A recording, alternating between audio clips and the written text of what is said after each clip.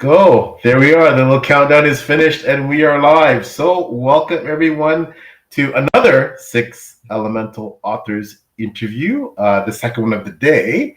So, this is a fabulous day for me. And once more, honored to have an absolutely fabulous guest in the wonderful Vaughn ROYCROFT. Vaughn, welcome and thank you so much for joining me.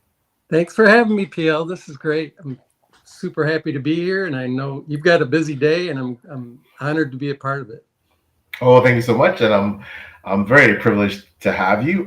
This has been somewhat for me, in my mind, a very long time in the making. In that, I had the privilege of doing a written Six Elementals interview with you, and back when the seeds were germinating about being a booktuber and doing this, you were definitely one of the people I planned to have on. So I'm so glad I got to do it early. So, which is humble. Oh, we already have some people showing up. And it is the wonderful Matt on Books. Hey, Matt.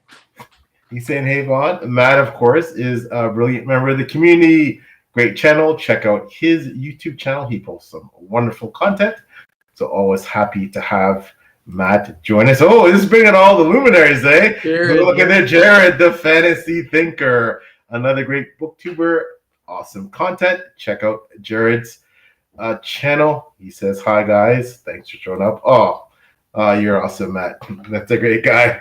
Right back at you, my friend. So, yeah. See, Vaughn, you're bringing out all the stars, right? We got them from all around the globe now, right? We got Matt in Berlin, and Jared's on the East Coast, and you're in Canada, and I'm in Michigan, and we're from all over the place. Yeah, that's the wonderful thing about this space, and just being able to talk and form these relationships and friendships with people all over the world. One of my favorite aspects to this whole community. So, so Vaughn, I mean, we're gonna get into your work later on because I have so much to say. I absolutely loved, The Severing Sun. It is, I'm sure you will see the Severing Sun feature prominently in future videos that I'll be making. I won't say too much about that right now, but let's suffice to say, it is an absolutely fabulous book. I think you can tell by my review of your book that I absolutely loved it. It is, instead of me blabbing about it, for those of you who aren't familiar with Sundered Nation series and the Severing Sun specifically, can you tell us a bit about your work? Sure. The Severing Sun is, as you said, book one of a trilogy called The Sundered Nation, and it's rooted in the history of the Goths and eventually their conflict with the Romans. And I just kind of made it like alt history. I changed all the names to protect the innocent. And I guess the crux of the story began with the idea that the Goths split into two nations, the Ostrogoths and the Visigoths. And I was like, well, how did that happen? And one group, the Visigoths, was much more closely entwined with the Romans than the Ostrogoths. And I just thought it was great fodder for an epic story, and started writing a story that was set with two brothers, one in each world, one in the Roman world and one in the Gothic world. And I wrote another trilogy based on these brothers who were in two worlds. And it went pretty well, and that was the trilogy that ended up landing me an agent. But that trilogy never sold traditionally.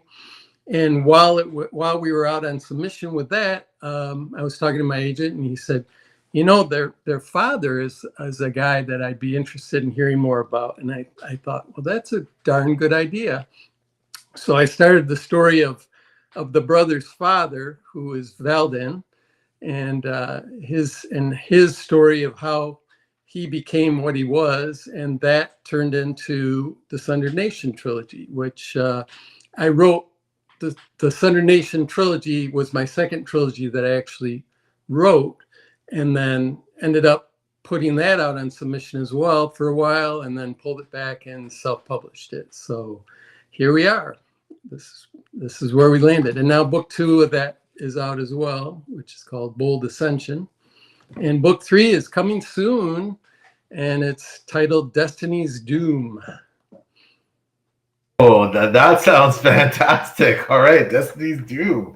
Oh, that's amazing. I still have to get to Bold Ascension. I've been so behind my reading, but I mean, it's an absolute must. The entire trilogy is an absolute must for me. So this is really exciting news that you have the 3rd book titled. And is there any prospect, like in terms of release date, if you're able to disclose? You may not be able to. So I understand. I wish I could. I thought I'd be able to give you a date by now, but I've learned, because I was burned, that cover art and so forth has to all be set in place and ready to go before you can really put that date out there.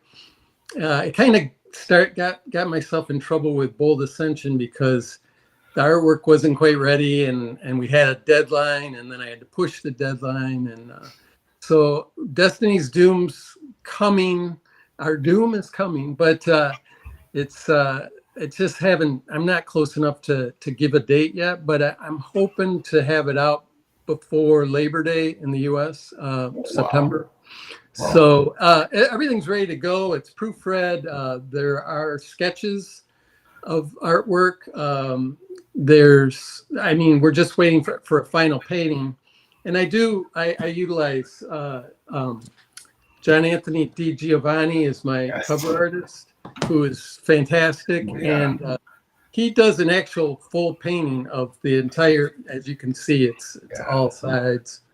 And it's a big undertaking, and he's a very busy man. So unfortunately, and I get it. And I chose him, and I understand that he's, well sought after, and he's been working on a lot of stuff for like Abercrombie and N.K. Jemisin and people like that. So, he's in high demand, but I'm sure it's going to be beautiful. And there was a lot of thought that went into making the 3 covers work together, and to each feature a different character. And so we're ready to go. We just don't have a painting yet. So hopefully soon, but I hope to have an announcement on a date within the next few weeks. So, well, that's absolutely great news to all of fans of your work, such as myself.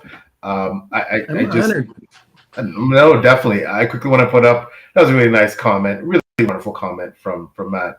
One of the nice guys interviews one of the nice guys. Thank you, Matt. That's really sweet of you, man. Thank you. Yes, he's a very kind. You are one of the kindest guys in the community. We really appreciate you, pal.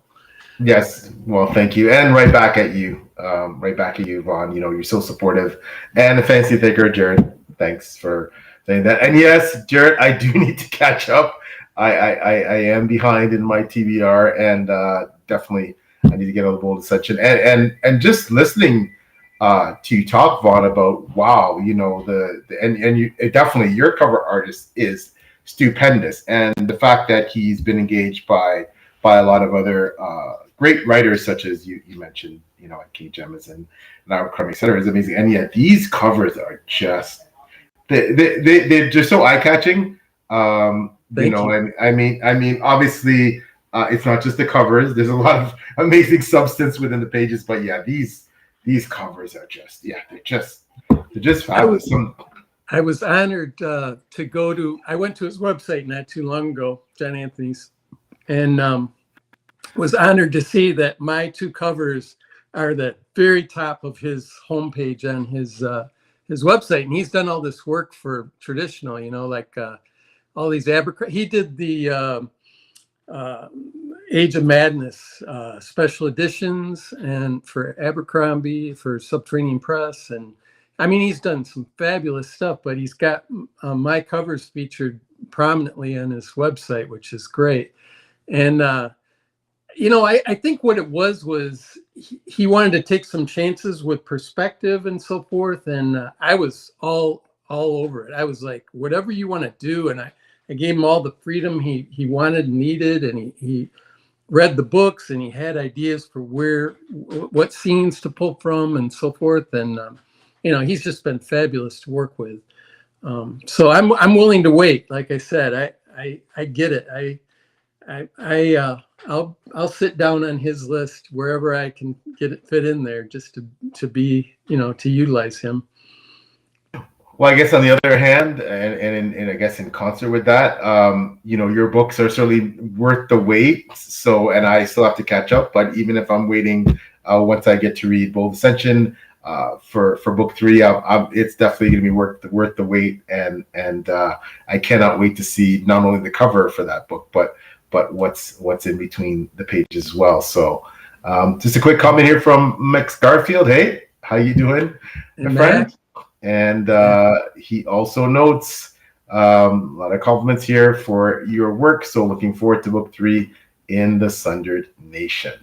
He's been very complimentary, and McScarsfield is he has been so thorough in knowing my historical references. I've been amazed. I see his little lists in the comments of where he thinks I'm drawing my references from, and he's pretty spot on, I gotta say, man.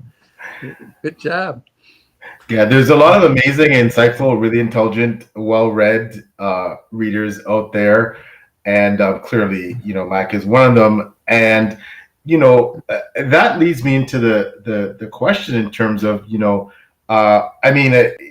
research that would have gone into making such a well-written book that reads like historical fiction, which is one of the aspects that I love about it, but clearly inspired by our world. That must have been pretty comprehensive. And was that something that was an interest of you long before you actually started writing this series? Or is that something that you decided, okay, I want to write a fantasy novel, and then, I'm looking to see what kind of subject matter that might be about, and then you latched onto this, and then how did that evolution come about? It's and I'm sure you have a similar story, but with your Atlantis themed, and you definitely are rooted in history like I am. I think that's one of our biggest similarities, is how rooted in actual history the books feel. But mine goes back to an offhand comment, and I've told this story before, but my 6th grade teacher he kind of was just looking to divide and conquer in English and reading, and he put a few of us into an advanced reading group, and just to get us out of his hair, I think, more than anything. But he gave me a copy of The Hobbit, and I just tore through it, and he was like so impressed by how passionate I was about it, that he took his own money and bought a box set of The Lord of the Rings for me. And this is a 20-something 6th grade elementary school teacher, out of his own pocket, bought me this box set. It was the old Ballantine covers, you remember those from the late 60s, early 70s. But I once again tore through The Lord of the Rings, and one of the things he did was set up meeting times for all of us in the advanced reading group, and we met, I think, once a week and just chatted about the books. And one of the kind of offhand comments he made as we were chatting one day is that he thought the writers of Rohan, I was very enthusiastic about, and he said he thought their relationship to Gondor sort of resembled the Goths to the Romans, and that they were kind of like federati and or tributary fighters. And that just stuck with me. And I every time from then on that Goths or Romans came up, my ears perked up, because, that's Riders of Rohan, And so, over the years, I just kept hearing, that the Goths were the first to sack Rome. And then I learned about Alaric, who was the king of the Goths when they sacked Rome. And all of that just became like, I read everything I could get my hands on. And over the years, I just kind of developed this kind of curiosity about the sundering of the nation, the split, and how that came about. And so I just thought when the time came, when we left our business, and I just started dabbling in this idea of writing an epic fantasy, I did decide, well, I should do something with this goth story. And so we have three little libraries around us here. And I went and got every book in all three of the libraries out that I could about anything about to do with Germanic tribes or Romans or the time period at all. And just read and took notes. And I spent about a little over a year before I wrote Word One, just reading about all this stuff and the period in general and everything I could get my hands on. So that's kind of how the research for it came about. But then when I started to write, it's funny, I thought, well, I got to keep researching, I got to know this stuff really. But once I started, the story just kind of took over, and I didn't do so much research as I thought I was going to as I went along. It became about the characters rather than the history itself. So Well, I'm sure you have a similar story to that. Yeah, no, definitely, and as well researched, and as the book was, yeah, definitely, it didn't, it did overpower the story in terms of, but I did love the backstory and the lore, etc. But yeah, I think, yeah, it was very similar for me in that although it was an inspiration, my lost role of Atlantis, and I tried to stay somewhat true to Plato's tale in general.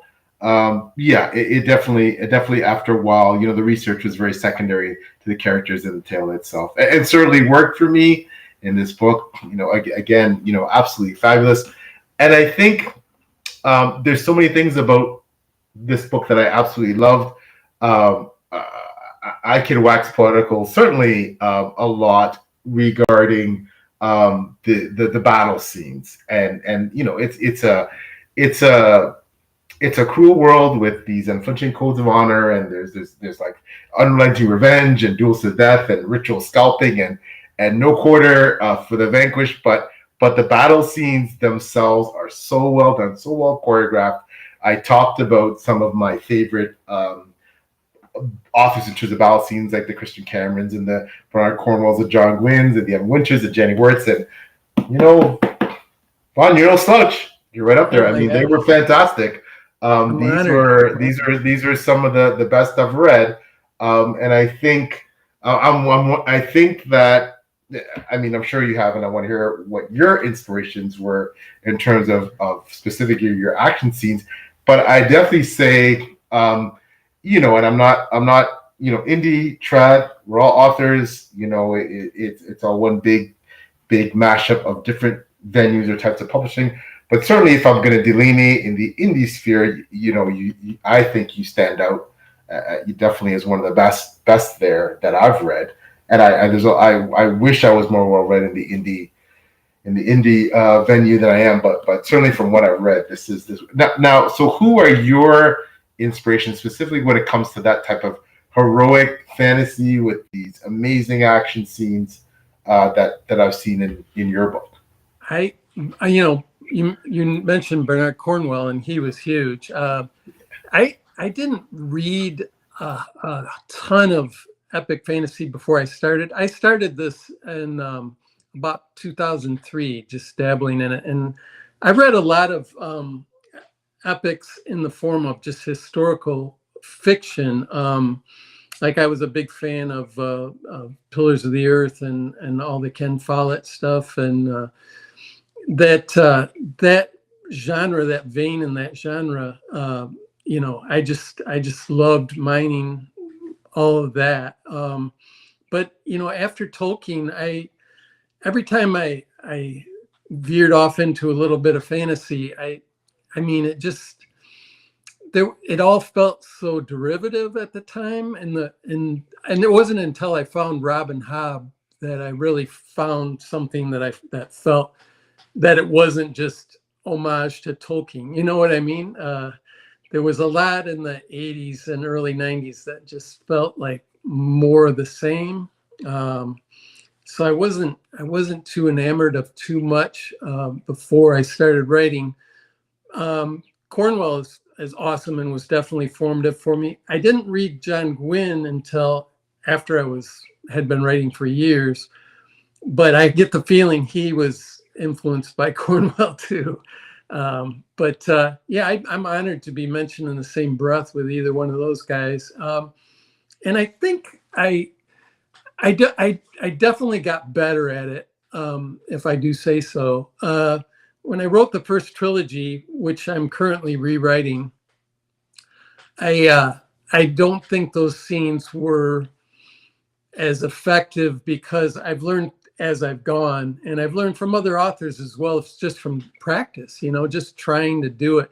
And there are times when I read action sequences and, even with something exciting going on, I call it falling asleep at the edge of your seat. But do you ever get into an action sequence where you're just like, okay, you need something to be happening with the character rather than just action. So I always try to keep in mind that people want to know how the character feels or what's happening with them, even though we don't actually think about how we're feeling while we're, say, fighting. I've never been in a battle, of course, but when you're participating in action, you don't stop and go, oh, that hurts, or that, I feel stung by this, or you don't feel those things or think them, but the audience needs to know where the character is in the action, and what they think is going to happen next, or so that's part of what I did with the Sundered Nation in particular. Is I started breaking big action sequences up and changing POVs to help kind of give the audience a breather and reorient themselves and get with a new character and see it from a new angle. And so I try to keep readers in mind as I write these things now, and I know I didn't do that in the past. So I definitely feel like I've gotten better, which is part of the reason that I'm rewriting books 4, 5, and 6, which are their own standalone trilogy. But I can't utilize what I did before. They need to be rewritten. So incredible. And again, like I said, I'm loving your action scenes, and I think it's funny when I hear you talk about, as you know, all authors, you, I, all of us, we're striving for continuous improvement, and we're striving to get better. And I know for me with battle scenes, it's not something I ever thought I'd be decent at writing, to be honest with you. And it was funny when the feedback, especially as my series progressed, when people were telling me, and I was very humbled that my battle scenes were really good. And I was like, really? I didn't necessarily, it wasn't something I thought I'd be good at. Like, I thought my world building, perhaps, that was something that we were acknowledged for. But as time went on and I started writing these battle scenes, and people started saying, yeah, we want more, than we really like them. But it also becomes something that I think, I don't know how you feel, there's definitely a pressure in general to produce, to satisfy, to please. You're writing your own book, of course, the way you want to write, but there is definitely, when someone compliments you, or there's a consensus that some aspect of your writing is good, you really want to hone in and almost double down on your strengths, right? Right. And I think you mentioned, okay, you like you, I've never been in a medieval battle, obviously. Yeah, I've been in conflicts and physical confrontations, a lot of them because of my job, but not in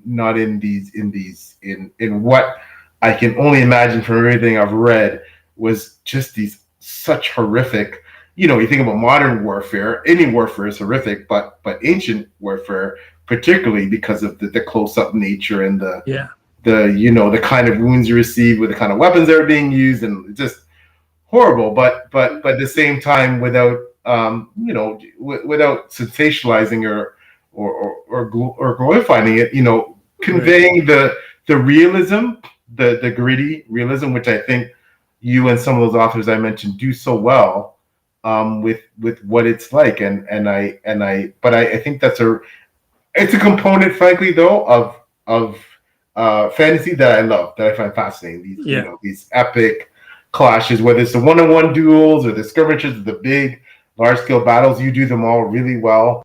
Thank you. exceptionally well, and it is this part of fantasy writing that I think a lot of us, really enjoy. I So think one of the things you did that I've kind of learned to do too is you move the camera in and out. Like even though you're from first person, you draw back and have Hawthorne describe things, and that's a bigger picture thing, and then you move in. And I've learned to do that as well. You want to be intimate with someone, but then you need to draw back and show the bigger picture. So that's part of the push and pull of a battle scene too. yeah, no, definitely. Thank you so much for the kind words. And Mac notes here from previous chats with Mr. Roycroft, the paintings by my fellow countrymen, Peter Nicolai, Arbo of the Battle of the Goss, and the Huns from the Saying of Hervor. And yep, Udrick was an inspiration. Yeah, absolutely. So yeah, I love those paintings, and they were absolutely a big part of the inspiration. And I had little I just printed them out. I didn't actually buy prints of them or anything, but I have little printed out pictures of those paintings that he did. And speaking of the Huns, I do feature Huns in the second trilogy too. There is a meeting of the Huns coming. So yeah, absolutely, that was a part of my inspiration for sure.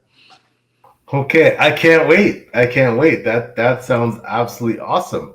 There's so many aspects to your work, what I could go on about, but one thing I loved, I really loved about your books, and I mentioned this in my reviews. You have there's the one theme that really stood out so thematically was the prophecy destiny part of the book. So it just seems like whether it's the good ones or the bad ones, or the people you're rooting for, the people you're rooting against in the book, generally speaking, everyone seems to be chasing or trying to avoid specific destinies. And when I was reading your book, you seem to be asking the reader, like, can you outrun destiny? And Right. Are we all doomed to, is it better to face it, embrace it, or can you actually change destiny? Can you forge a different path? Like, are we bound by these prophecies? And was that something that you were trying to convey? And what do you believe, or if you can give away to a certain extent, what were you trying to do with that thematic element that I saw in your So thank you. Yes. And that you really latched on to something that's it's fate versus free will, right? And if you kind of even look at the two mantras of Valdan and Alan, she's always, the gods are fickle. You need to, in other words, take care of yourself first. Don't depend on the gods. And Valdan is always like, the gods reward the bold, but in other words, you're rolling with your own destiny. You're rolling with destiny, and he always kind of leans towards submitting or being, giving into destiny, and she always leans into, no, we need to fight for our own free will. And that's the kind of push and pull between them as a pair of characters. And it was a big part of, and it was kind of pointed out to me I had a developmental editor. This is years ago. Her name's Therese Walsh. She's my editor also at Writer on Box, which is a site that I still work with. But she was the one that pointed out to me, over a decade ago, you're really wrestling with fate versus free will here. And once I kind of stood back, and I did realize that, it's been a kind of a question in my own mind. I had a very religious parents and grandparents, and there was my grandfather in particular, my maternal grandfather, was a preacher, and he was a very kind of a fire and brimstone sort of a guy, that Revelations is coming, it's happening, and it was frightening to me as a child, to think about this destiny that we're all tied to, and we're doomed, and so that was a big part of my questioning, my internal questioning as a kid and as I grew up was like, is that really happening? Am I really tied into, does God really have a plan for us, or do we really get to make choices, or are these choices being instilled in my head? So when I started playing around with the prophecy in the story,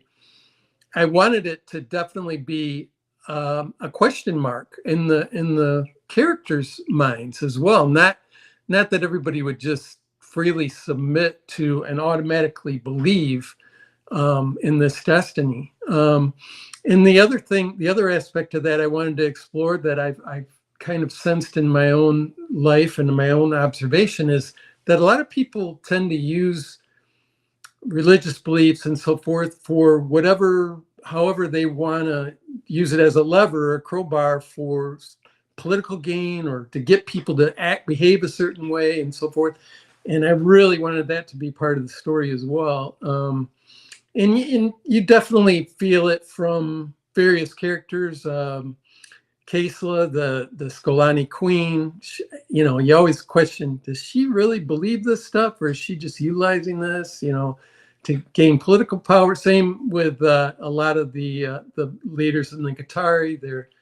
They're definitely, wielding their religious beliefs to gain a certain outcome. And then I wanted the characters to kind of stand back and go, what the hell's going on? And then should I buy into this, or am I going to start utilizing it for my own gain as well? Which I play more and more around with that idea as it goes along. And I know you did something similar with with Othran. Does he, he's definitely kind of drank his own Kool-Aid to some extent, and I have Valdan doing the same thing. So I think it's a fun aspect to play with. And whenever anybody asks me, are these powers real? Is the foresight real of the seers? Is the superhuman strength of Thunar's blessing, is that real? And I'm like, it's up to you as the reader to decide. I wanted to leave it very ambiguous so that characters have to decide and the reader has to decide. So that was something that I tried very hard to do. And I just didn't want any of the magic to be automatically, this is happening. And as you can probably tell, my magic is not at all a system of magic. It's not science. It's very much belief. It's belief-based and very soft magic. And the reader has to believe or not believe too. And they can have fun with it either way, I hope. Definitely. I know I had a great time. A lot of similarities there, I think, Vaughn, between you and I, in terms of our approach to the writing and a lot of similarities, period. I think our upbringing, again, you talked about having very religious parents and grandparents, etc. Certainly mine, and also in saying that, that leads you as you grow and evolve as a person and you become educated to questioning certain things and wondering, and then wanting to put that questioning and wondering in your work is also something that I feel a real sense of commonality with you there too. And obviously you haven't read my books, I think you can see the same. And like you appreciating more of the soft magic stuff, I think you and I grew up on books where that was the thing, where it's only recently with the advent of the more definitive type, like you said, almost scientific, more a la Sanderson, these magic systems and these hard magic systems is something that, although I appreciate and I certainly respect the brilliance, it comes to my personal preference, I think, will always be for the soft magic and the ambiguity and the not knowing and the questioning. I think that's part of the mythical element that the sense of wonder that I really do love about those types of books. And with you, again, I love that aspect. I mentioned that in review, that sense of astonishment and wonder, and all the wielders are mysterious, from the Skolani dreamers and the Qatari seeresses and the Karpan mystics, are any of them truly able to actually accurately predict the prophecy? Are any of them real? Is anything real? I love that aspect, and that was something that really worked for me in the book. And I think it worked for a lot of people too, obviously, based on the popularity of the books. And I know there's a great comment here from Mac, is kind of more leading into where I'm going next with my questioning. And Mac comments, well, it's difficult to choose one favorite character among the amazing cast of The Sundered Nation. A personal favorite of mine is Urias, such a reflected and noble character, while given hard choices. One of my faves as well. I really, speaking of favorite characters, I've always been very partial, and it probably would not surprise anyone that I'm very partial to Elan, just because nothing comes easy for her, and she's so earnest in her beliefs and her wanting things to work out for her relationship with Vaughn is very giving. It's not selfish at all. He can be a very selfish person, and she tends to just, it's not in her nature, so she doesn't understand that. I pronounce his name Urias, by the way, but it doesn't matter to me how people pronounce. Urias is fine. In fact, a couple of my beta readers had an argument about this, and I was like, well, I always said Urias, like the planet Uranus. And anyway, but it doesn't matter. And I'm always fine with any pronunciation. But Urias is a guy that I just thought, they're siblings. Well, that might be a spoiler for somebody. It's toward the end of book one, I guess you find that out. But they are both kind-hearted. They're both very kind characters. And sometimes do you feel like, and especially in a grimdark world, and I wouldn't call my work grimdark, but everybody's pretty hard, and selfishness is pretty common. And I just wanted some kindness in there. I just wanted to really have someone who is earnestly wants the best for others. And he was definitely one of those guys for me. And he kind of grew on me as I went along. But yeah, definitely a favorite character is Urias for me. And as people read along, I think they'll see more and more what I'm talking about. And obviously, the character who does the epigraphs, Bryn Bright Eyes, she is a favorite of mine as well. And one of the characters that I've known the longest, because she features heavily in books 4, 5, and 6. So those are favorite characters for me.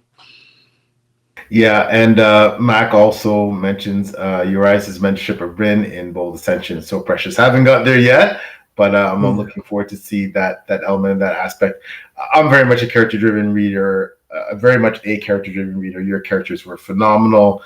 I can't fall in love with a book the way I fall in love with The Severing Son unless the characters are there, the characterization is well done. Of course, me too. It was really well done there. I think I noted in my review that Elan she was the real hero of the novel for me. She's my fave. Vaughn, of course, he's got that charismatic, kind of magnetic personality, but of course, sometimes he can be immature, and and he has a lot of positive traits. Obviously, he's courageous, he's passionate, but I've liked Elan has that veteran leadership and that unwavering loyalty and that really thoughtful acceptance of what's happening around her. She has an ability to, not give in, obviously, not back down, but just accept certain things, understand what needs to happen based on that acceptance, and kind of, formulate her thought process and her plans that way. And I really like that about her. But in general, I think and again, I said your characterization was fascinating. I loved the relationships in this book. I love the romance element. Romance is something I really appreciate in novels. I believe it's, for me, it's there's a sense of real enjoyment if there's romantic relationships, because to me it's part of life and it's part of the realism of fantasy works when you put those in there. Of course, there's friendships, there's more platonic friendships, and there's all kinds of things. There's a kind of bit of a love triangle going on too, and there's lots of that the youthful angst and lust and yearning and doubt and fear about relationships, and of course genuine feelings of love and attachment, but that was something in the book that I really personally enjoyed. But I know that a lot of not a lot, but there are some fantasy readers, incredible people, fantasy readers, and it's a taste of subjective, that don't as much enjoy that aspect in a book. And the beauty with Indie is you're writing, pretty well for you're writing the book you want to write. Now that said, of course, there's a general trend, I think, most would agree, in traditionally published books, especially towards the romantasy elements. That's a different type of book than what you and I write. But so did you always intend to have that aspect in your books? Like, how important did you believe it was to have these relationships, portrayed, more in depth, not just surface, in your work? Was that part of something you always wanted to write about? So when I first started, there was no way I thought the romantic aspects of it were going to be something as prominent as they became. But I remember very early on deciding that. So my wife is kind of my superhero. She's someone who's rescued me personally again and again in various ways. But we worked together. We owned a business together, and she was the person who you mentioned. Alan is always able to stand back and coolly assess the situation and deal with things as they come without kind of flipping out or getting emotional about them. And that's our dynamic, very much so. It's I'm in that respect. I always say I am not Valdan, but in that respect, she's my Elan for sure. And so that was kind of automatically started to be built into my writing very early on. And definitely the Scolani are an homage to the powerful and fierce and wonderful women that in my life. My wife and her mother, my own mother, my sisters are all very capable women, and I've always admired. It's like the old they used to say about Ginger Rogers with Fred Astaire. She had to do every step he did, but backwards and in heels. And that's how women have to handle life. I mean, because they're automatically at a slight disadvantage just because of society and the way things are set up. And to have these super confident women in my life, I've always admired the hell out of them. And that's kind of the basis of where that all sprang from. But I guess the love triangle thing, to me, a lot, that love triangles bother people a lot, but I just wanted a relationship that with Iconis and Alan that sort of represented what she would have to sacrifice in the book in order to move the way she did, and I don't want to give away any spoilers or anything, but I think you understand where I'm coming from. That relationship represents more than and I'm happy that it's a same-sex relationship and so forth, but it doesn't represent sexuality and lust so much as it represents an aspect of life that I think we all have, where we love certain periods of our life and certain communities in our life. And I wanted that to be all tied into their relationship. So, and I get it. I get that people don't like love triangles and that some people don't like romance and fantasy. But like you said, I mean, I'm writing these books for me first and foremost. And so that I never try to gauge what I think, a broader audience is going to want. I can't do that. And I would be terrible at guessing that because I haven't been able to guess anything along those lines. But I always wanted books that featured, relationships like I have in real life, and that the one with my wife being the most important one. I love hearing what you have to say about your wife. My wife is also my superhero, and I think why I think my daughters call me a feminist is because it's the same. My relationship with women and the women in my life have been so instrumental for my mother. Love you, Mom, if you're watching. She's 89 years old, and my wife again being the superstar of my life, the star of the show, the one who keeps me sane and does everything behind the scenes to keep me writing. She's also my business partner. You talked about running a business with your wife. She's my partner in this crazy entrepreneurial thing. And again, she does so many things behind the scenes to make P.L. Stewart work that go unsung and untold. And then with my daughters, who are just shining examples of, I think, courageous, dynamic, wonderful, intelligent women who have grown up into, mothers and running households and being career driven, and it is very humbling to think about, like you said, that you gave the analogy of Fred Astaire and Ginger Rogers, but with all of those inbred disadvantages, if you want to think about it in some ways. I mean, there's advantages obviously too, but to the way society views women in some segments. So it's something to be admired, and it's something that I'm humbled by, to be around people like my wife, the way I think you feel the same about yours. But it's also amazing to be in a relationship like that you have this living example and kind of more constant motivation why you'll never give up or give in, because you have someone like that beside you setting that example and encouraging you and motivating you and pushing you on. So the wonderful Dr. Philip Chase, Dear Dr. Fantasy himself, has dropped by. I know he's a huge fan of your work, Vaughn. I think he's been unbelievably generous and kind to me, and I don't know where I'd be without Philip. So hi, Philip, thank you very much. I wish you could hang with us, but I get it. Busy man too. Yeah, very, very busy man, and I am blown away. I know he's definitely previously publicly acknowledged your work and you to be one of the best indie authors out there. I'm humbled to be included in the same sentence here.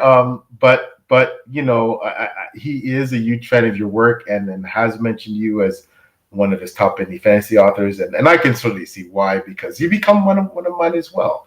So, but yeah, sorry, Philip, that you couldn't hang out, but always great to see you. Thank you so much for stopping by. Philip Chase, of course, the author of another one of my top indie fantasy series, which I've been able to read. Me too. I think the three of us have something in common in that we all have kind of a classic fantasy. I hate to, for lack of a better term, our love of classic fantasy, I think, is something you can see in all three of us. There's a lot of elements there. We talked about the religious aspects, certainly in the Dan trilogy. Philip has some themes there, some deeply compelling themes in terms of religion and the clash between religion and faith, and the religious hierarchy, and manipulating religion and faith for political purposes. So a lot of commonalities there, I think, if I may be so bold as to suggest. And he's got some great things. The Dan trilogy is, to me, is a must read if Yeah, you me like too. indie fantasy. So for those of you who haven't read it yet, go ahead and check out Philip's series. It's just phenomenal. I said Return of Dan was my #1 read of 23, and I haven't even come close to changing my mind on that. That was a phenomenal final book. Totally agree. The whole trilogy is awesome, but the final book was just very emotional and powerful.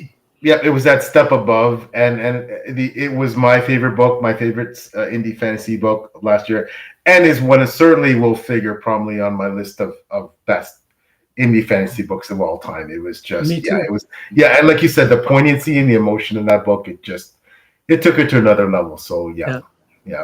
Thanks again, Philip, for stopping by. And Matt on Books got dinner, so I'm out. Enjoy, everyone. Thanks again. The awesome Matt on Books. Again, check out his channel. Thanks for stopping by, Matt, and lending some support, saying hi, knowing that Vaughn was coming out. And Dr. Chase convinced me to read Severing Side. Yep. Again, Philip, a big fan of your series, Vaughn. It's always great to have the endorsement of support of people who are so well respected and beloved. Jared's been very kind to me as well. I appreciate you, Jared. He's done dedicated reviews for both my books, and he's a very thoughtful reader. He definitely I think I feel like he gets what I'm trying to do, and that means a lot to me. And for him to go out of his way to review like he did, I'm very grateful. Very grateful.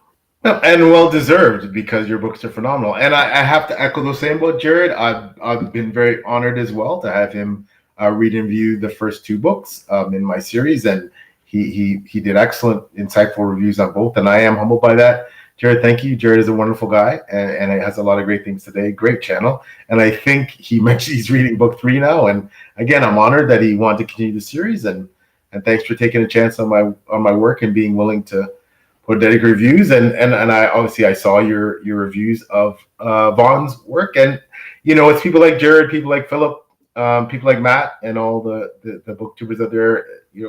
They're really helping to shine a light on books that perhaps are underappreciated or may not have gotten as much appreciation as they deserve, such as Vaughn's. And it's just, we are very privileged to have people like Philip and Jared and Matt to share this space with them. So absolutely, it is incredible. I did want to ask Vaughn, so you talked a bit about putting out for I believe you were at one point you were querying. I think you might have mentioned you may or may not have an agent at one point. You've decided, obviously, clearly, and we're thankful for it, that you decided to self-publish, and I think that's worked out pretty well for you.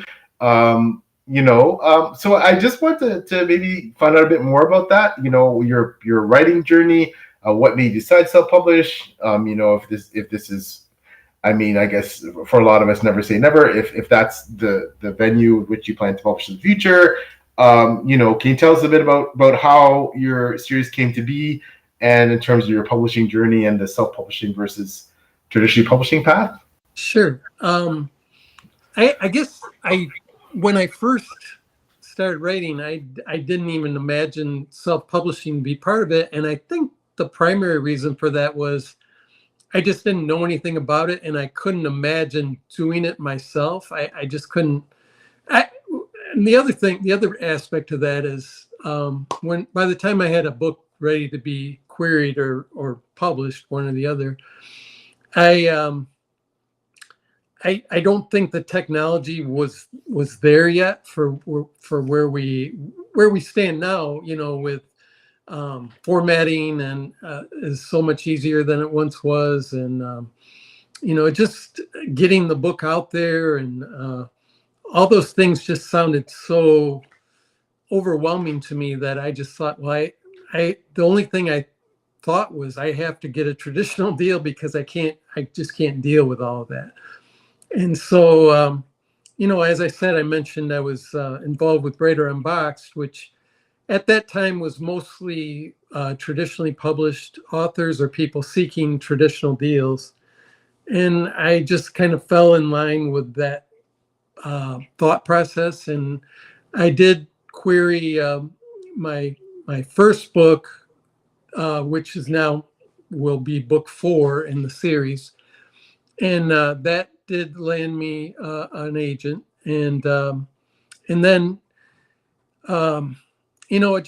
it didn't sell right away, and a lot that happens more often than people realize. Is you get an agent and the agent still has to sell the book, and out in the traditional market, and I just think that book, I can see that a lot of the ways that it wasn't quite ready, but also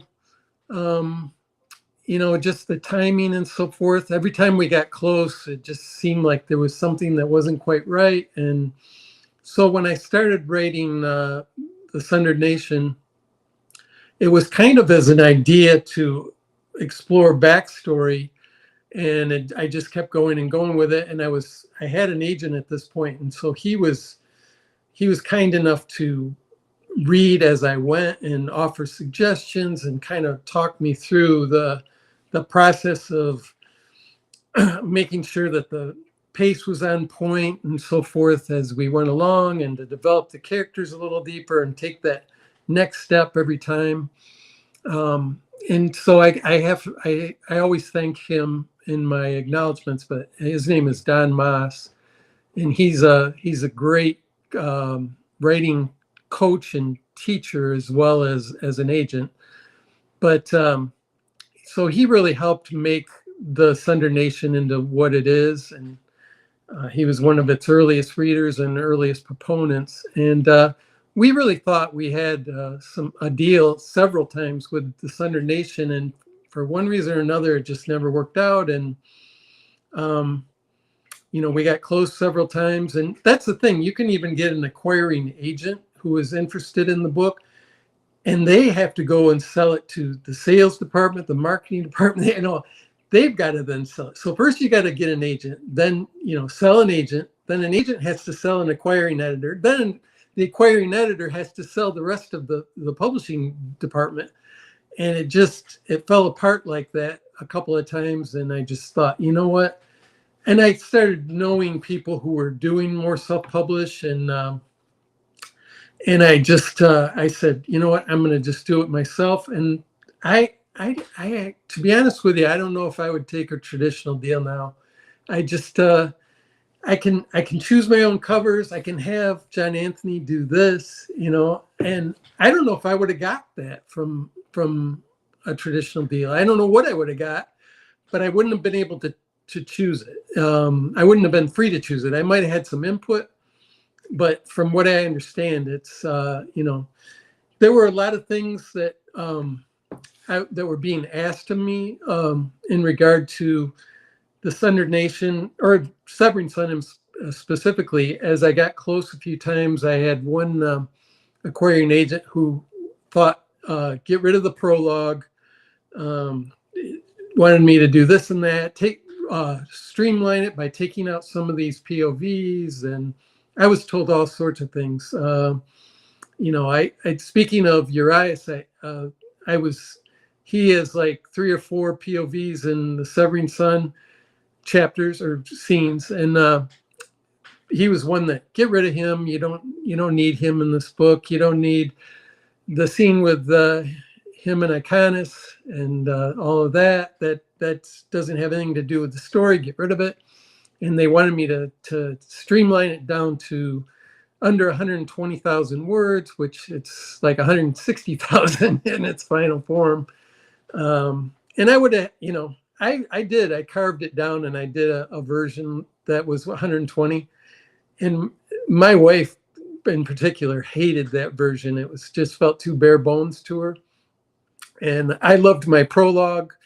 And, there were just things about going traditional that I'm just glad I didn't. You know what I'm saying?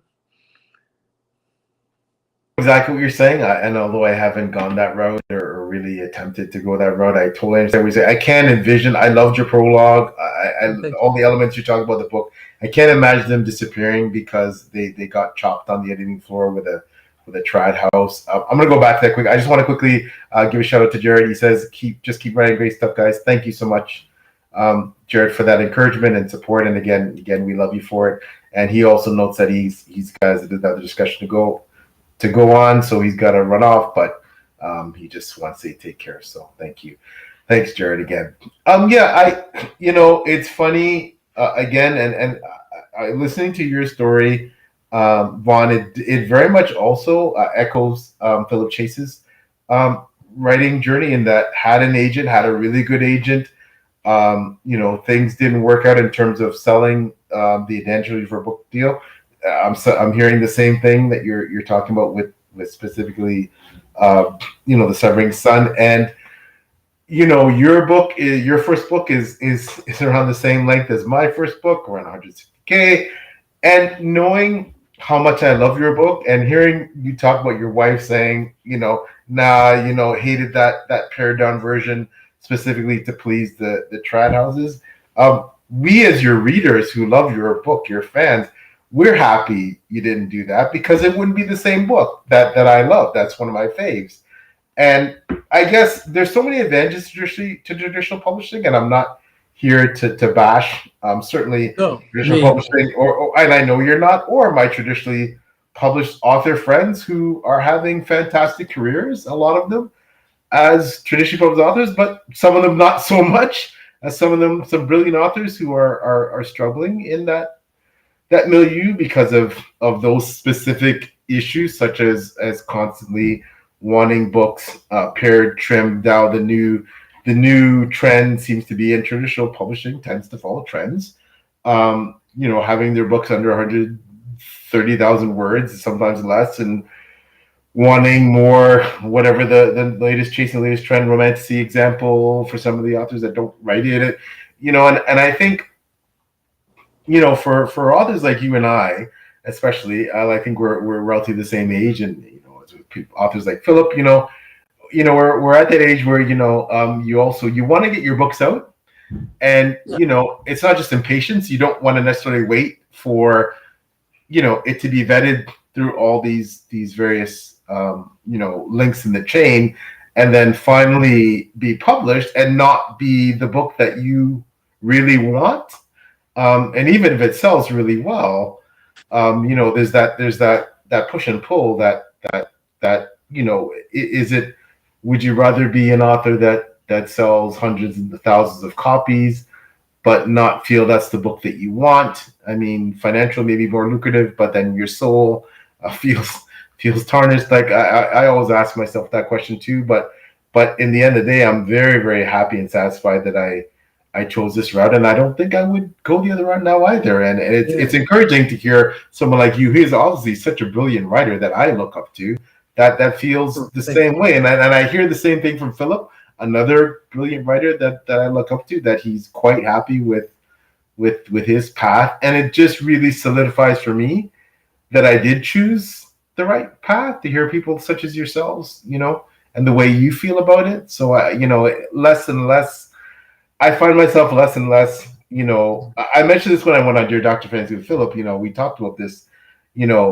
is a lot more of it just the validation, that natural feeling of validation that we went through the gauntlet of a trad house, and now, they've given us their papal blessing that you're good enough to be published. And then over the years, since now I have 4 books written, working on a 5th, I don't think I would never have gotten that many out had I gone that route. I might have even gotten my first published, even if I was successful and got an agent and got a book deal.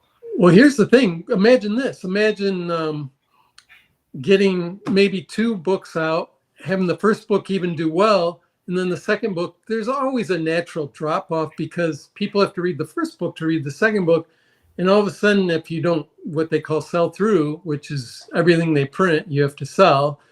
And if you don't sell through, and somebody like Barnes and Noble yanks you off the shelves, now you have a 3rd book that's finished, ready to go, and they're like, we don't think we're going to give you the run on that one. And it's like, wait a minute, here I am 2 books in, the story's incomplete, and this happens to people. I mean, I have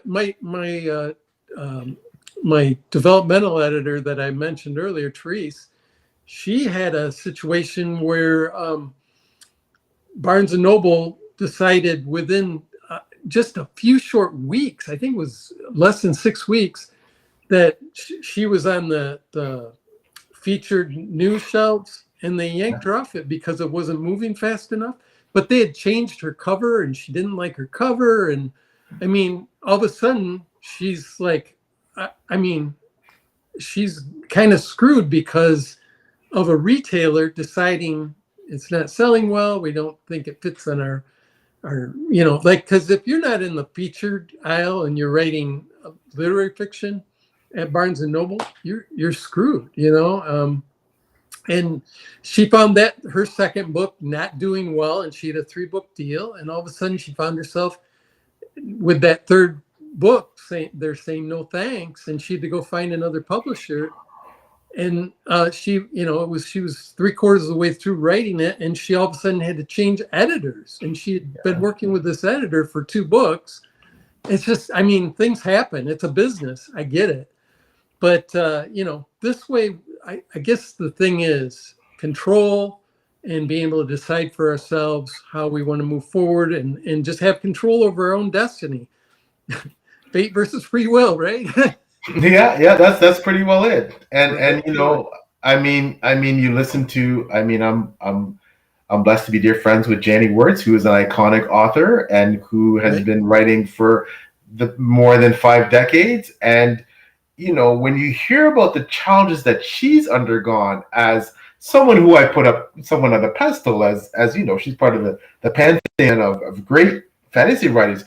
If you hear what she's gone through with her publishing history and different editors and agents and lack of support, like it's crazy, right? That and I another example that I can't help but saying, and I don't know, picking up someone who's one of the best and most prolific and most popular indie fantasy writers out there today, Mark Millar Fletcher, who's written quite a few books, is extremely popular. I love his work. He's brilliant.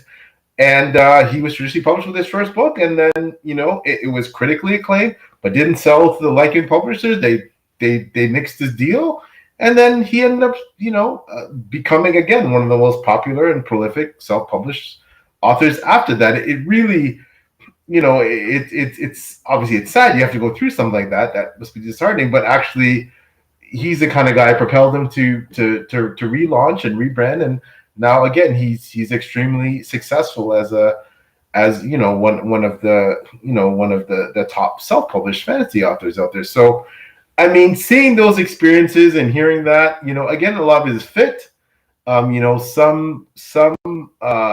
Some types of publishing, be it hybrid or full track, it may just fit your business model or you personally better. I think for me, again, the self-published model fits well.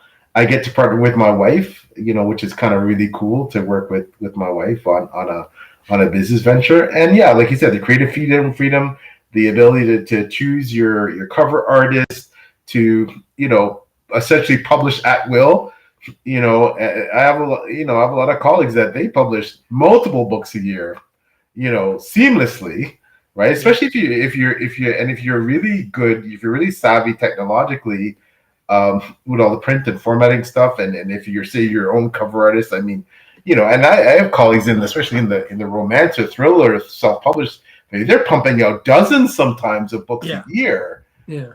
Right. Yeah. So with romance, it's usually a minimum of 2 a year, if not more. So yeah, I have a dear friend who's a writer who does. She's always kind of leans into the comedy aspect. But she's doing 2-3 books a year, and she's with a small press, but they're very flexible with her, and she more or less handles it and picks her own covers and so forth. So there's a lot of options out there now, and there's a lot of hybrid type of options for people too. So yeah, it's a different world, and I think technology has been a big part of it.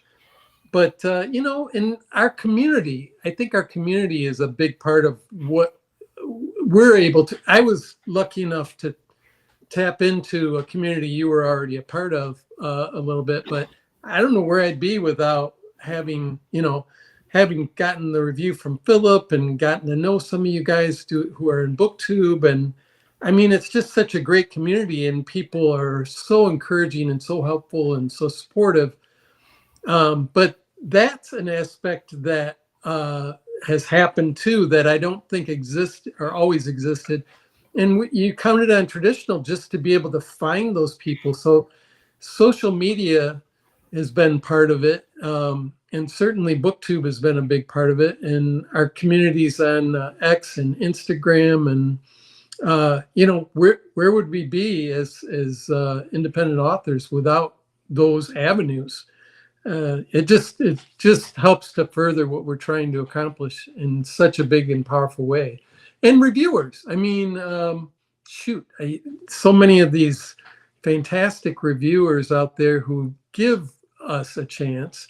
And that didn't used to happen, I don't think. I don't think that was always the case. Even as little as 10 years ago, you didn't see self-published books getting this kind of reviewing and this kind of acceptance, and I think the quality has gone up too. I think there was and there was a time when self-pub was thought of as sort of a default thing, and I think we're a long way from that now. And even though there was an aspect of me going through it, and it sort of I'm one to talk, right? If it feels like default, since I tried traditional and didn't work out, but I knew I had an avenue, and I think I would have just kept trying until I eventually got a traditional deal if I hadn't seen that avenue.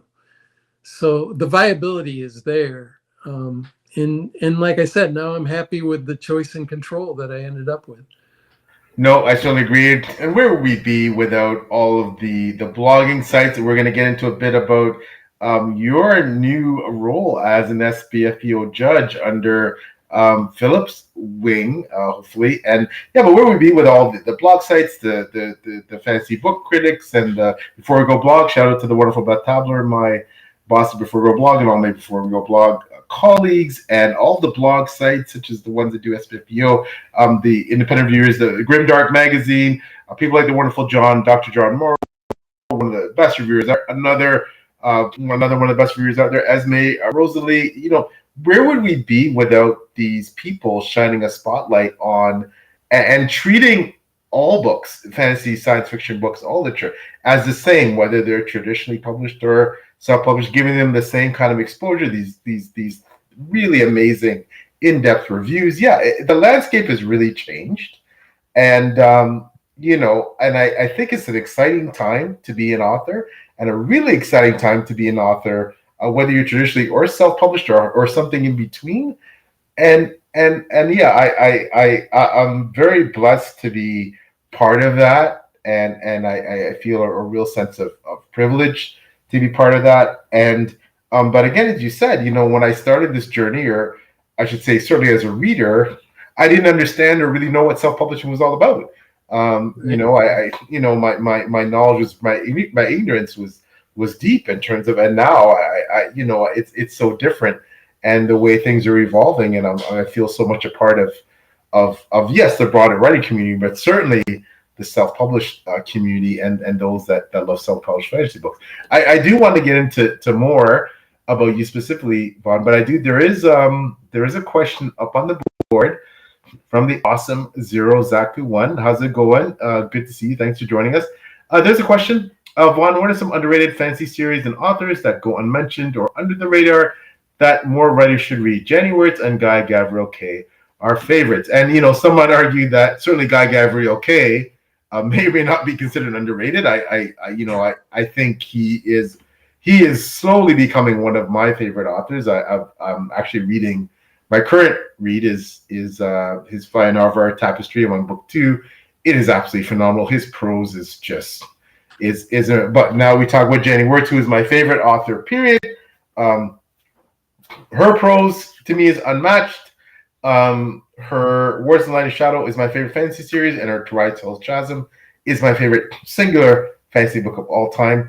But yes, I would agree that, and perhaps Guy Gavriel Kay is underrated to a certain degree too, but Jenny Wirtz, I would argue, certainly has been underrated. She's thankfully starting to get a bit more attention than she so richly deserves now. But yeah, Zero Exactly One wants to hear from you, Vaughn.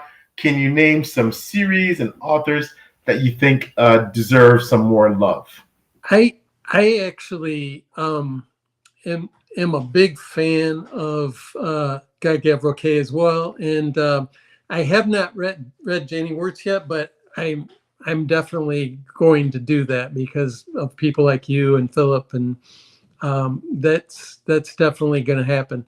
But along the lines of some great females that are out there that seem to be a little bit underrepresented or underrated in the booktube community in particular, I'm a huge fan of Juliette Marillier, who's an Aussie author. She's been at it for years, and she's actually a colleague of mine at Writer Unboxed. And I've gotten to know her, and she's been a mentor of mine a little bit too. But her books, like you say, the prose is just magical and lyrical. And she did a series called the Seven Water series that was very formative to me. It's kind of a alternate Irish myth or Celtic myth type of a setting to it with a soft magic system as well. And she's kind of rooted a lot of her stories in old ancient myths, and especially in the old kind of a Gaelic world setting, which I love her work. So she's one. Jacqueline Carey is a fellow Michigander, and I've met her several times, but I became a fan of hers back with the Cushiel series. The Cushiel's Dart was the first, and I think I found out about her right at about the time I was just getting going writing. So she was definitely an influence on me and on my style. So Jacqueline Carey would be another one. As far as a self-published author that I've recently kind of fallen in love with, Anthony Mitchell is a guy from the UK who I mean, he's someone who definitely, like, I feel like you too, PL, is rooted in actual history. Just, you can feel the actual, like, it's almost even, it feels like a fantasy story and it feels classic, but it also feels like history, like it's just soaked in it. So yeah, I think, and Guy Gavroche certainly feels soaked in history like that for a lot of his work as well. Fiona Var, not so much, but yeah, the others very much so. So there's a few off the top of my head, if that helps. Mac puts up GGK. Yep, definitely recommended author Sean Polk and his Authority Age trilogy. He's one of the best research author in the historical fiction series. Okay, definitely have to put that on the TBR. And yeah, me too. Yeah, and GGK. I mean, GGK is again, for me, he is very quickly ascending the ranks of my favorite authors. I just put out a video on my favorite fantasy series. I was sad that they were all traditionally published because I haven't completed enough indie series to make a formative, like a fulsome list. I'm pretty confident one day, Vaughn, when yours is done, and I've read it, that yours will figure on there. But for now, I just don't have enough. It would be a 3 to 5 series list, if that.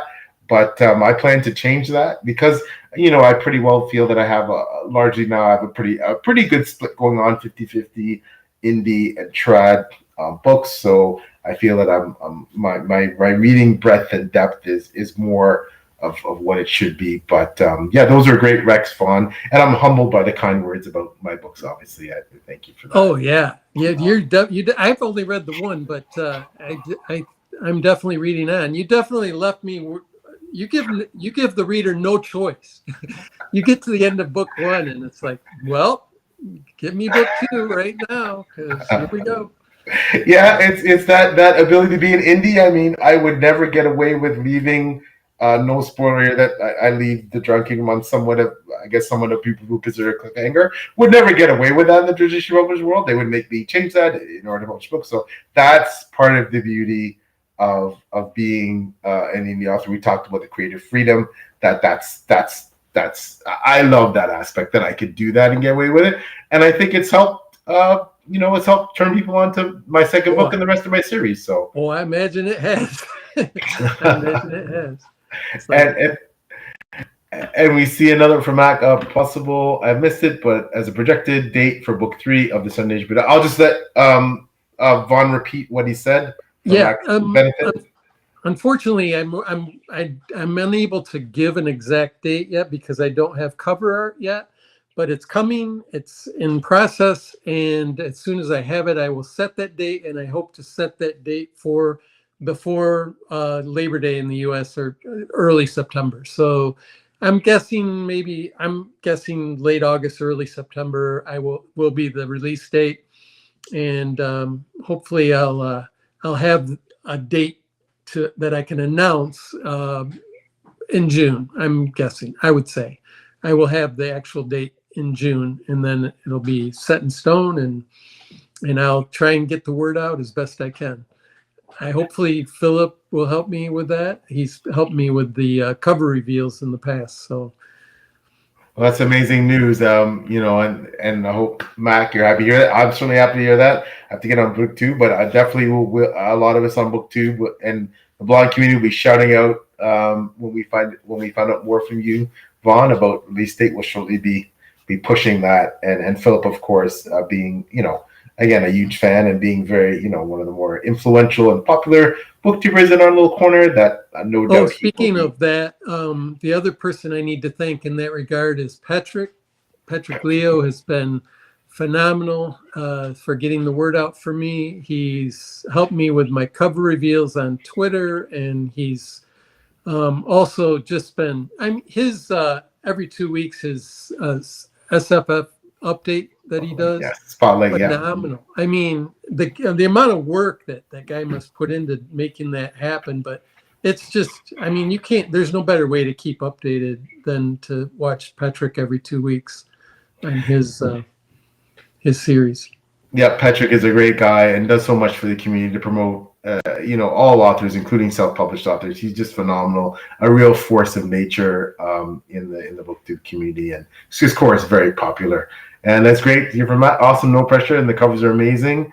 Yep, they certainly are, and so well worth the wait. I gotta agree with you there, Mac. I gotta agree.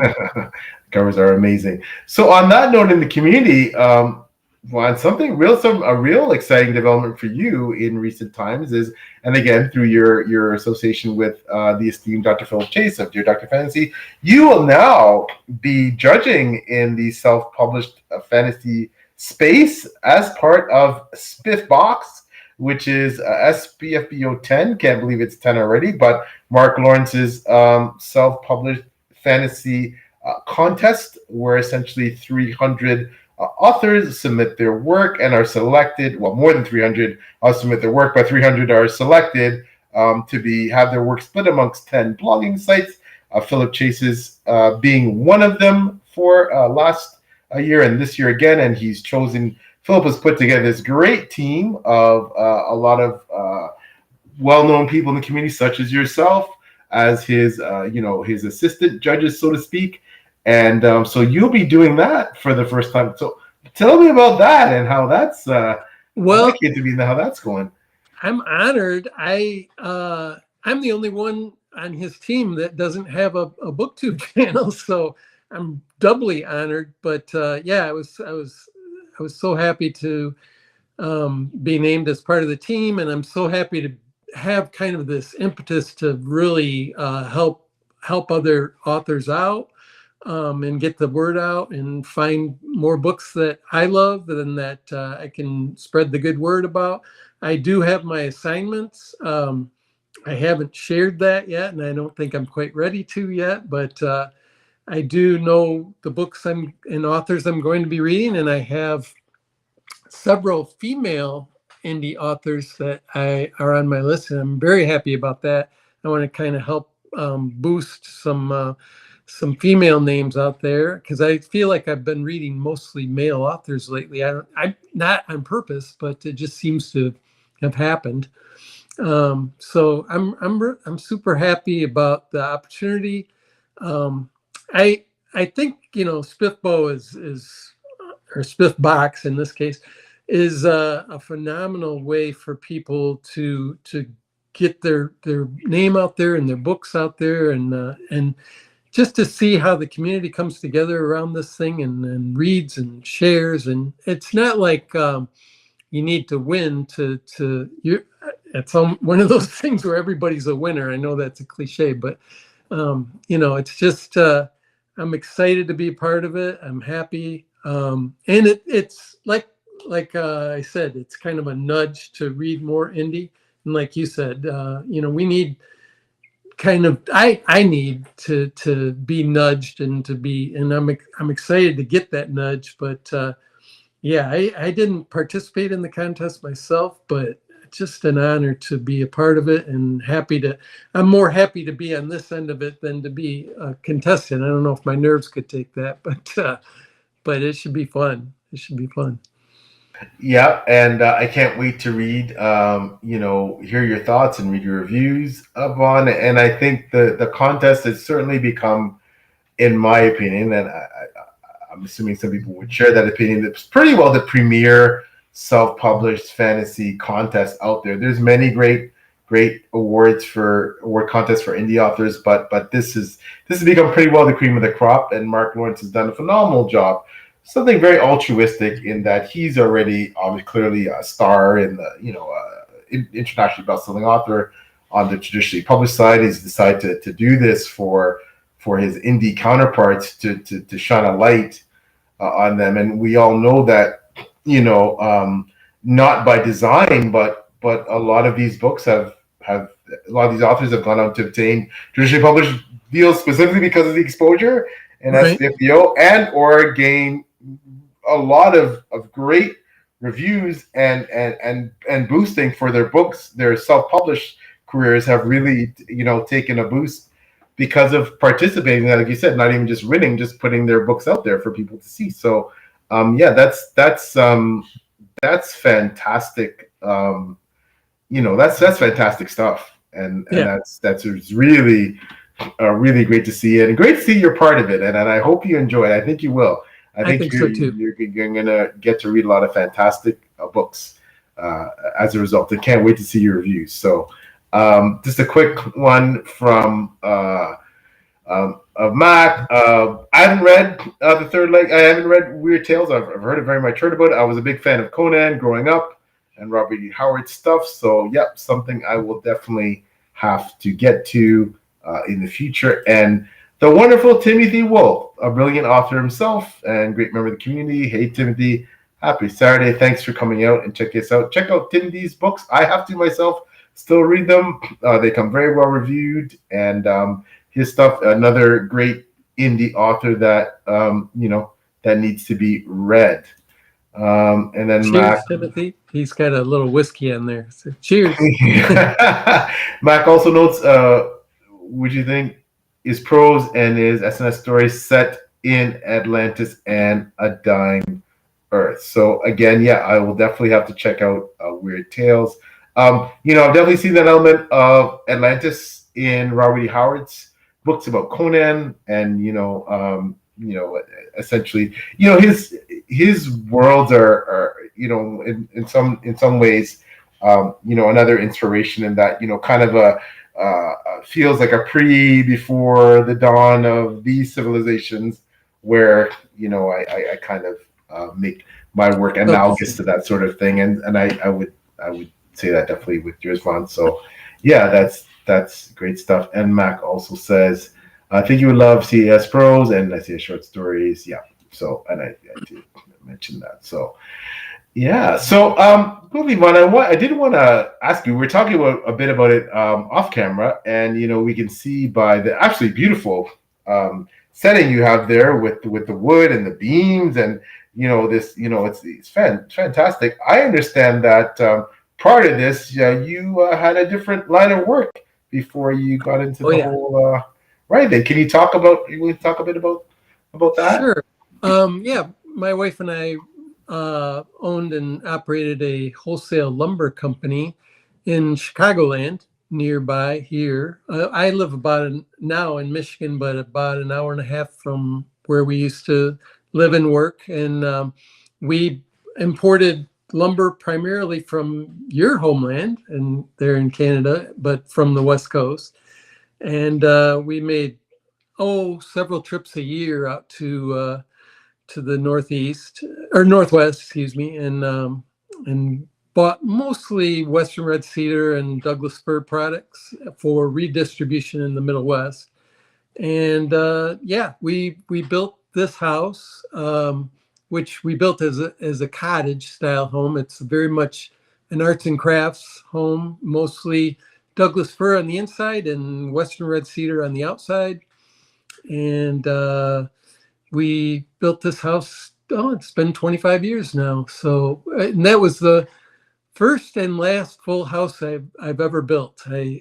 We built it on weekends and holidays, and it took us almost 2 full years to build this house. But the beauty of that is even the mistakes that we made, we know what they are, and we know what's inside the walls, and we know all the tricks, and we know everything about this house. So whenever something goes wrong, I have no one to blame but myself. And it doesn't happen that often because I tried to take all the precautions that I could, and we knew we were building it for ourselves. So yeah, we've been very happy here, and we're very proud, I guess, of our lumber background, but also glad to no longer be in the hassle of having a bunch of employees and trucks and forklifts to worry about. So yeah, it was a good run. We spent almost 20 years in the lumber business, but been out for almost 20 now too. So Oh wow, wow, and that sounds like a really fascinating and rewarding line of work, though. And how do you compare that to what you do now as an author? Yes, different sort of being an entrepreneur. And like you said, you were with your business, you employed a lot more people, I presume. However, as an author, you have a cover artist. There are some things that are subcontracted out. Like, how do you compare the two? And what yeah, did I think there are comparisons just from the aspect now of being an indie author in particular, but I think one of the biggest similarities is that you can't do anything without a community, and that's one of the things that I learned then that I leaned on heavily, and I got involved with Writer Unboxed. Oh, it's been almost 15 years ago now, but I realized early on when I first dreamed of writing, I thought I'd be doing something all by myself. I didn't have to rely on anyone else, and that was what I really wanted. I just didn't. I was tired of having employees and having to depend on others and all that sort of thing. But I quickly learned that you don't get anywhere. I mean, sure, you write alone, but you don't become a successful writer alone by any stretch of the imagination. So I'm glad I had that background of really knowing that and learning that I needed other people. So yeah, I think that was the biggest lesson from being in the business. The other thing I think is we realized fairly early on that we wanted to create an image that would become like a brand for us, and that comes through continuity. And like you have your logos on your hat and your shirt, and we had a great logo, I think, when we were in the lumber business, and we developed a mystique. The company that we bought was 100-year-old company, and when we hit our 100th anniversary, which was in the 1990s, we put 100 years in business on everything because I think it spoke to something. We had these old timey black and white lumber pictures, and we utilized those heavily. We wanted to create an image and a mystique. We weren't just selling wood; we were selling an image in ourselves, and it really contributed to our success. And we doubled the size of our company while we were running it, more than doubled it. And, we had a really good solid run. And I think we learned a lot of lessons that I'm still utilizing to this day. That's incredible. And it sounds like you're certainly on your way to just as successful, if not more successful run as an independent author. Timothy will quickly notes, same, I went to writings, assuming it was a one-person project. So did I, to a certain degree, other than my wife, being the business side. And yeah, I think as Vaughn noted, this doesn't happen, especially as an independent author, without a community behind you and a lot of people supporting you and boosting you and uplifting you and helping you, commiserating through the rough times and celebrating joyously the great times. And and the feedback and the beta readers and the ARC reviewers and there's just so much that goes into it, Timothy. You're right that just as Vaughn said, you quickly learn that it's not a solo venture at all. Right. And then Daniel, another awesome person, member of the community, Daniel Klauser. Hey, Daniel, thanks for coming by. Looks like I'm way late. No, never. Although we're winding down, we do appreciate you coming by, Daniel. And, he says hello to everyone. So thanks a million to Daniel. He's been an awesome reviewer. Daniel, I got to give him a shout out. When Bold Ascension, I was very late getting my ARCs out for Bold Ascension. And Daniel, I don't know what he did, but he got a very late ARC and he just read like the wind and got me a review up for the morning of my release day. And I will forever be grateful to you, Daniel. Thank you so much for doing that. That is fantastic. And just an example we were just talking about the community it takes to make this indie writing thing work and make it successful. And Daniel, again, amazing member of the community, and that's awesome to hear that Daniel would do that. That's the kind of guy he is. So I'm not surprised at all, but that's fabulous. And of course, Vaughn, I predict you'll continue to get many more glowing reviews to come. And I know we could keep talking forever, but I do want to respect your time. We're getting close to that hour and 45-minute mark ish. But as we wind down here, I want to give you a chance, and of course, there will be links below in this video. But I want to give you a chance to let everyone know about where to find you on social media, where to buy your books, where to learn more about your works. As we're winding down here, and now quickly before I let you speak, I will put out. Daniel just says thanks with your comment. I really appreciate that. And I'm really glad I was able, to review in time for the release day. And, it was so awesome. I was just blown away. It made my release day so special. And thanks again, Daniel. Yeah. So as far as finding me, I'm on Twitter, which I refuse to call it the other single letter. It is, to me, forever will be Twitter, but at Vaughn ROYCROFT. And I am on Instagram as well at Vaughn ROYCROFT, although I don't do a lot of bookish things on Instagram. But I do live in a beautiful spot here, and I tend to lean heavily on landscape photos on Instagram. So if you like pictures of water and forests, join me there. I'm also a monthly contributor for the writers out there or aspiring writers. I am at Writer Unboxed, which is writerunboxed.com. I'm a monthly feature there, third Monday of the month, and I'm also an assistant editor, so I'm around a lot. I post a lot of the essays, but we do a daily essay 5 days a week by other writers. And it's all writers writing for writers about writing. So that's somewhere you can always find me. And where else can you find me? I have a website, and my books are available on Amazon for ebooks or for hardcover.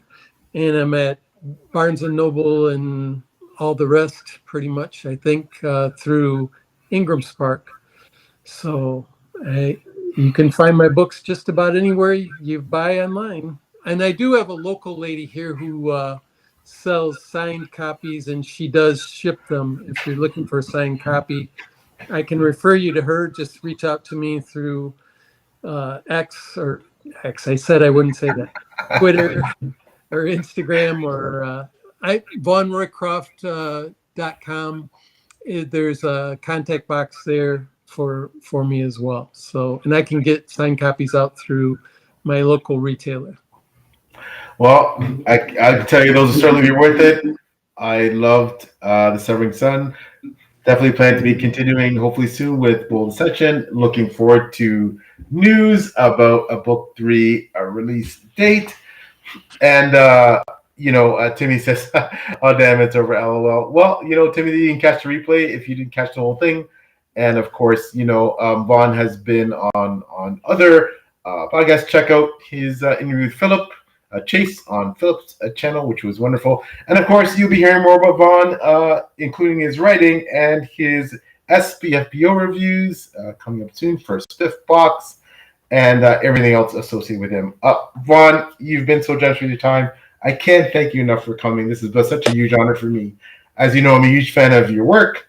And again, just looking forward to seeing where you take your series and your future writing next. Hope to have you back on the channel in the future if you're willing to come back and talk some more. There's so many other things we could have covered, but time is finite. So I certainly hope to have you back after you've gotten book 3 out in the series and I've caught up and read, so that we can talk some more about you and your awesome writing.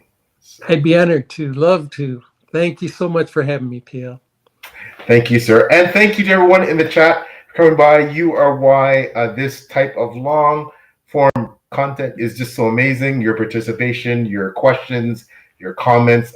Thank you so much to everybody who came by in the chat. It means so much that you would spend some time out of your busy day to watch us chat. And it was great to learn much more about Vaughn. Fascinating and great person, and about his work. So once again, and have a great weekend, Timothy, and to everyone else. And we will see you again soon. All right. Take care, everybody.